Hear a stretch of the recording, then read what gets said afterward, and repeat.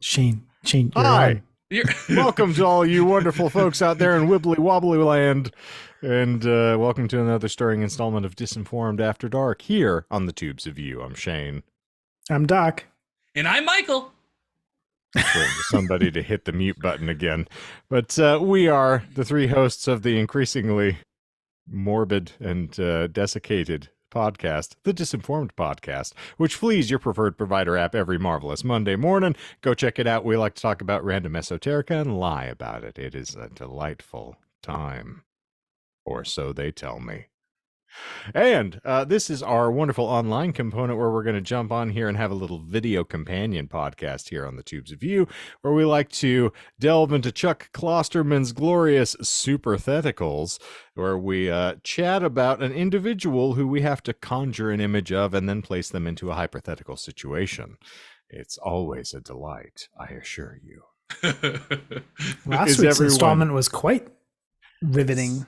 Oh, yes. Spicy, yes. even. By rivets, we mean that we bored, metal into our flesh to try to hold things together while it was falling apart. Riveting. Lobotomies. And, ooh, yes. Orbital pipette right here. So, for this week's glorious installment, we are going to ask that the co-hosts and I envision this person is the best possible version of your current self.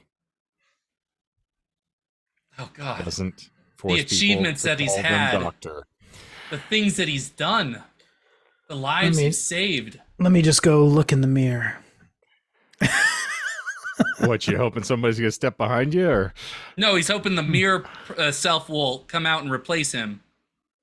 Ooh, how very Star Trek of you. The mirror universe, yeah, but at least then I'd finally be able to grow some facial hair. Oh, I thought you were gonna. Oh yeah, because it's the evil version, right? Yeah. That was mine would have a full head of hair and bare face. It would be the opposite, yeah. Oh, so Doc is the wicked universe of me. Okay, I got it. Man, figured it out. It all makes sense. That's my headcanon. This is why we click so well, Shane. Clickbait. So, is everyone prepared for the best of all possible realities featuring you? Okay. I'm very sad now. Yeah, let's do it. This one only took 4 years to get out of college. All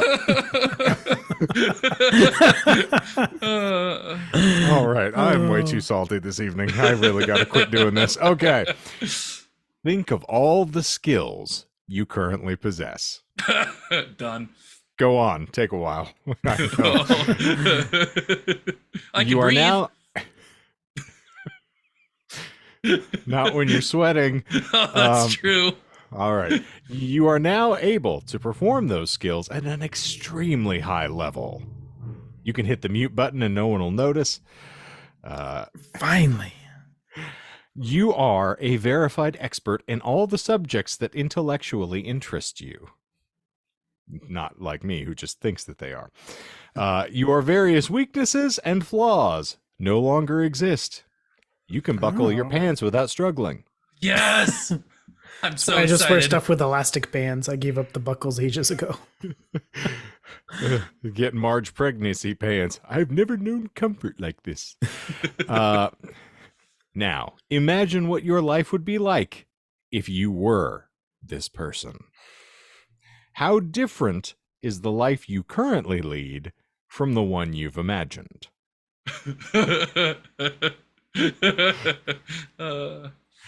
Well, I think the laughter says it all. Yeah. Oh, man. The Trade Federation would like to move a vote of no confidence in Jar Jar Binks here. Misa sad.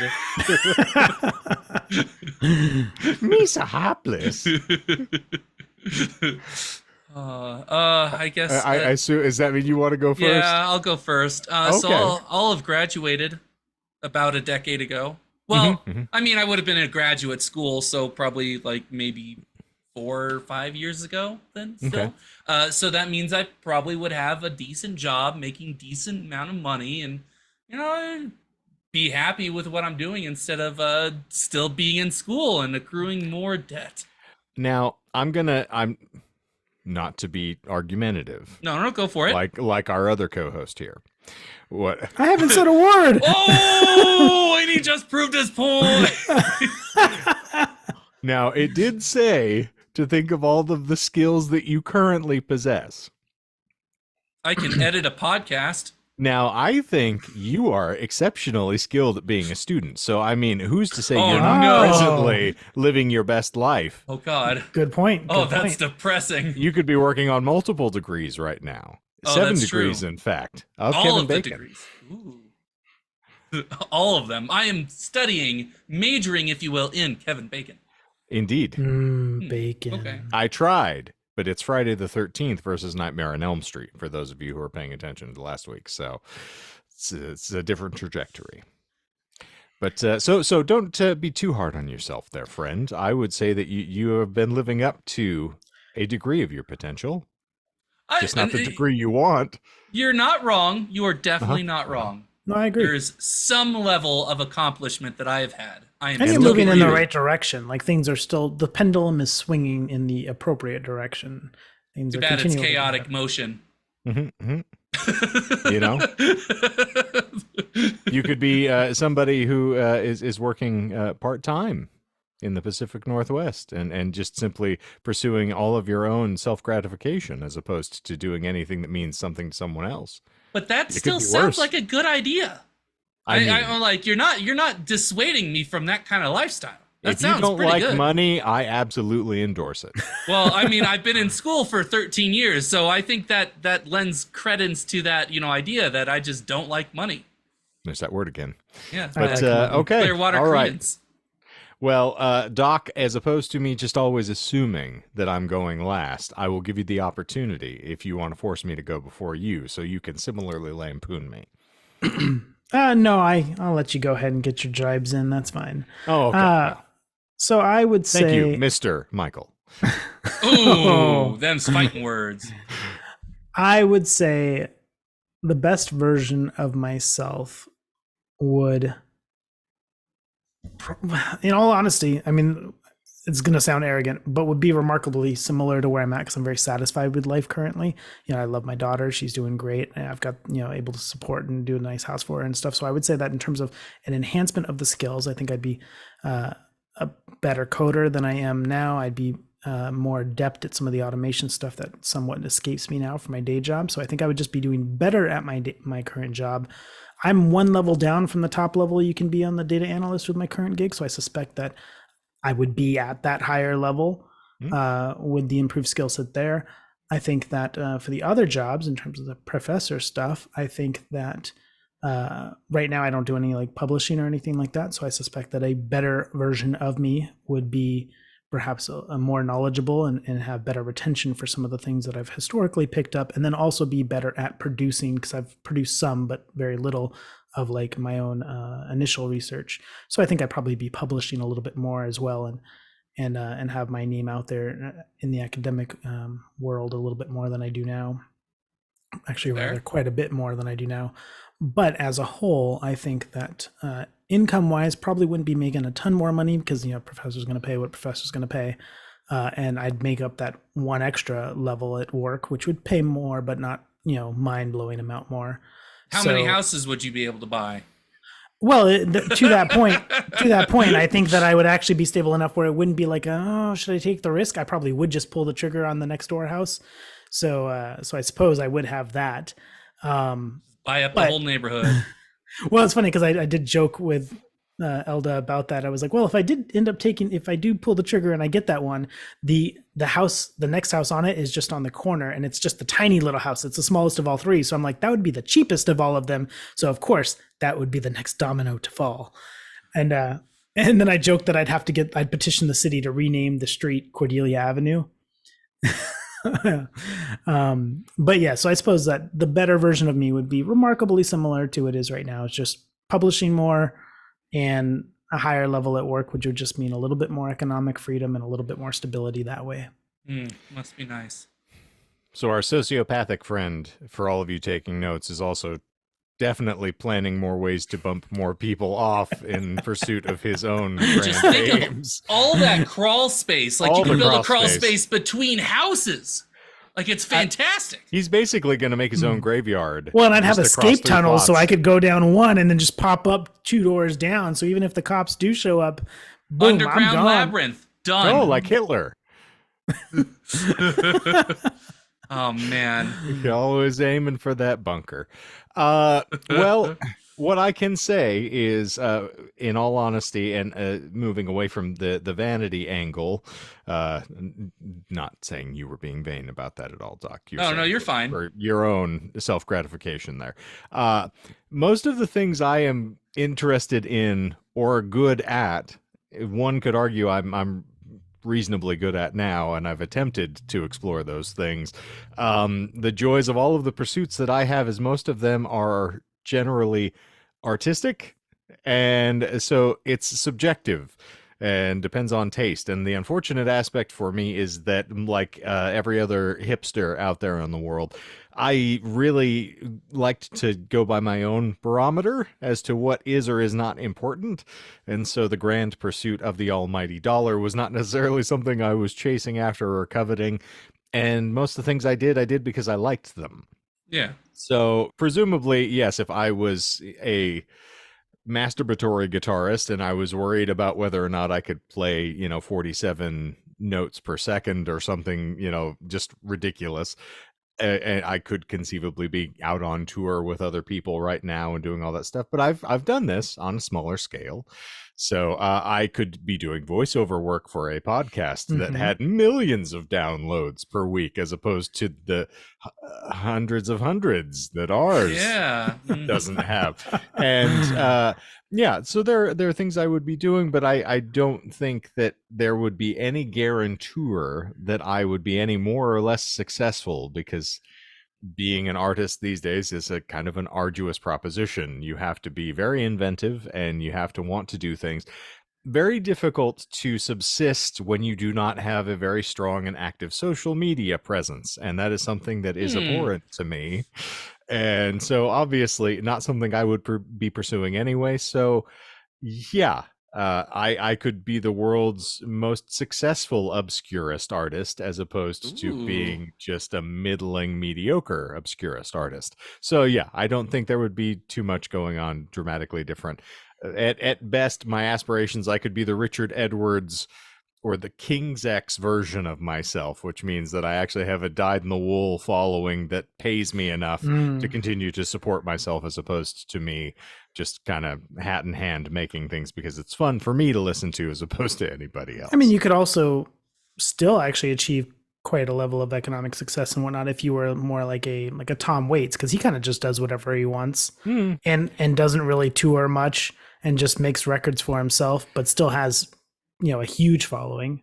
Yeah, but I mean, that's somebody who came along in a different time, and obviously making money in the music industry was dramatically different even 20 to 25 years ago. It's true. Pre iTunes, or pre Napster, or pre anything.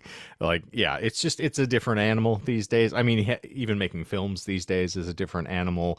So voiceover work is something that people are now automating. For everybody who's upset about Chat GPT taking work from people, or the presupposition that it does, I cannot tell you how many people are just throwing together instructional tutorials with bad AI reading here's how you start your journey. It's like, those things make my hair stand on end more than anything else. I hate bad voiceover, particularly if it's human. That makes it even worse. But when it's not human, like the TikTok voice, that weird, here's me seeing infotainment on making special bake cake.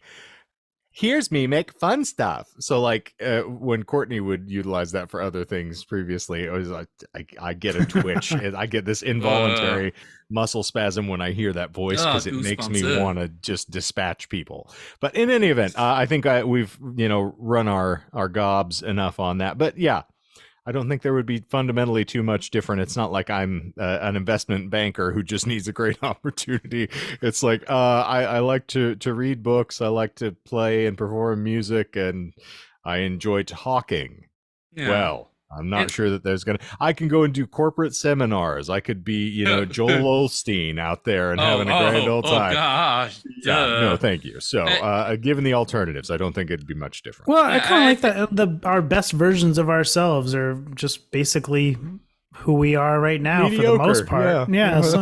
Well, I was going to say that the only substantial difference is that I accomplished a goal that I want to do slightly sooner than I expect to do it. But like beyond that, I don't want to be super famous. I don't want to do all these other things. Like I just like research. Like this is pretty much what I would be doing. I just would have, you know, a fancy doctor for a title, you know, and then I would make people call me that, you know, while talking to insurance companies and you know, all that sort of thing. Be like, that again, is I don't make Clark, them call me that, you bastards. It's filled in on the form. I will say, you know, we are remiss in mentioning that the card did say your various weaknesses and flaws no longer exist. So I wanted to say something about that. Yeah, I was going to say, maybe I would enjoy doing social media, and maybe Michael would no longer be neurospicy. I was going to joke about that, but then, like... well, is being neurospicy a flaw? I don't think so. Well, I don't either. Aspects of it are... when it's hard to motivate oneself to do something or to keep an attention span long enough to accomplish said goal, yes. Or not hyper focus on something, you know. The ability to turn that off would be fantastic, yes. But I think the salient... There are aspects of it that I do enjoy. It is nice when I can hyperfixate on something that I do enjoy. And like I feel like I get a higher sense of enjoyment from it when I do focus on it. Like when I do hyperfixate on video games, that's all I'm thinking about when I'm doing other stuff. Like I can't wait to play this game. I can't wait to go through it. I can't thinking of all the different approaches that I can do. Like I love when that happens. It's something that really entertains me as such. But it's pros and cons. Yeah, if I can get rid of all the negative benefits, the negative aspects, yes, the negative benefits, aspects. Of being neurospicy, that would be great, but like I wouldn't want it to be completely gone because I feel like that would change a lot of my personality. Because I do believe that your mental, your degree of neurospiciness, I guess I can't think of a more eloquent way to say it, does really affect your personality and how you like view the world and react to and it. interact with it. Yeah. So I wouldn't say that all of it is a weakness, but there are definitely some things that are obviously a weakness. Well, dependent on your perspective, which you know, what I was getting at is I think the salient point for you know, the discussion, as Doc was alluding to, is that achievement is sort of a movable goalpost, and it is very much subjective, dependent upon what you consider to be of worth or inherent value. And so if you're not out there worried about whether or not you're making millions of dollars, or if you're living a superficial existence, or, you know, you have achievement based on someone else's scale of what is valuable or worthwhile as an accomplishment, then yeah, you're probably going to be constantly vexed as you're worried about other people's perceptions of you as opposed to your own perceptions of yourself. It's also fascinating, you know, as men in their 30s or, you know, 40s, 80s. It's interesting because we're speaking at it with, you know, a little bit of lived experience behind us, right? And so we're very much like, you know, well, more or less it would look like now, just with some improvements, you know, like, you know, a little trim off some of the rough around the edges bits of life, but life as I know it pretty much would be the better version. I'd be curious to see what like a Shane at 22 or a Michael at 22, you know, would have answered this, because I think my answer at 22 years old of like, what's your best life, no weaknesses and stuff, what does that look like? I suspect I wouldn't have been like, pretty much like it is now, maybe just like, you know, slight promotion on the ladder, but other than that, pretty much it now. Like I think a young man's answer would be very different from a man in their 30s. No, I still wanted to graduate when I was 22. That goal has not changed. Goal. Yeah. Yeah. Well, you know. I was almost done with my first degree then. Different strokes and folks, as it were. But it's nice to keep the dream alive, Michael. Someone's gotta. All right. Well, that gloriously depressing outro there. We're going to call this thing a wrap for this week. Zippity soup, we're out of here. Not quite. But thank you all for being here and getting a little, how should we say, melodramatic with us and introspective for a moment while we have an opportunity. But if you enjoyed this bit of self-reflection as much as we did, there are ways you can indicate it, and Michael will tell you how. Smash that like button, ring the bell, hit subscribe, and set phasers to engage. The better version of yourself would do it.